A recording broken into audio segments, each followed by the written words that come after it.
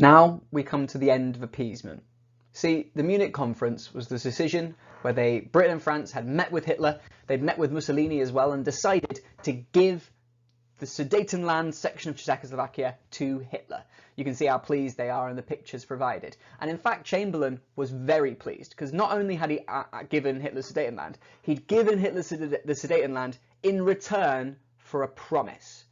He'd received on a piece of paper, if you can see him there, which he holds proud to the people of Britain when he returns home, where people are cheering him like he's a hero. Because he says, I've given him the Sudetenland, but in return, he has promised not to take any more. Hitler has promised and signed this piece of paper saying, I will not take any more land in Europe. I'm done. Now, Chamberlain was quite confident. He called this peace in our time. He'd secured peace, and people cheered him because they believed him. He was right, really. What's wrong with, why wouldn't Hitler keep to his word? And that's a key part of appeasement, what we talked about earlier. People believed what Hitler was saying to them. Hitler said, I'm a reasonable man, I'm just doing what's right for my country, and people believed that. With hindsight, while we're looking back, it looks quite obvious he's lying to them, but that's the true belief of it. And this is the moment where Hitler's lies become lies. Because once Hitler had taken over the Sudetenland with his army, Hitler didn't stop. He continued and invaded the rest of Czechoslovakia with his army, which directly breaks the promise he made to Chamberlain and directly breaks the entire point of the Munich conference. If he was going to do it anyway, he just met with them to make sure they were calm and nice and easy. And that's the moment that France and Britain completely fell apart. They realised that they had appeased Hitler too much.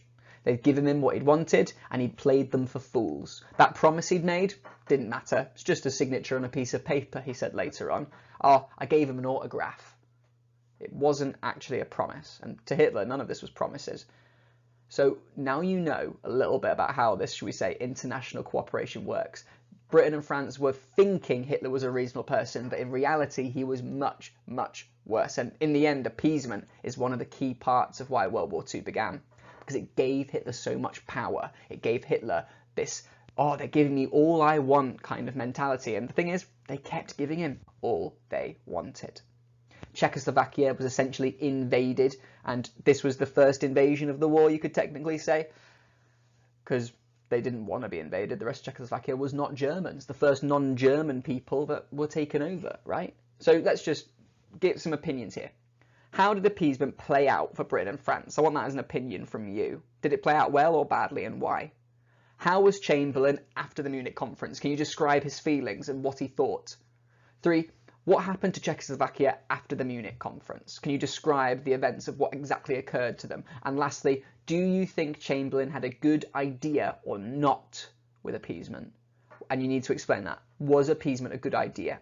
Because after this moment, after the Munich conference and the invasion of Czechoslovakia, Britain and France are on a warpath. Britain and France, after this point, make a declaration of protection on the country of Poland. They can see it's the next target, and they say, if Poland is attacked, we will begin a war. This is, well, we're right on the precipice of the war beginning now. So, if you can answer those questions, read the textbook, you'll be sorted. Good luck.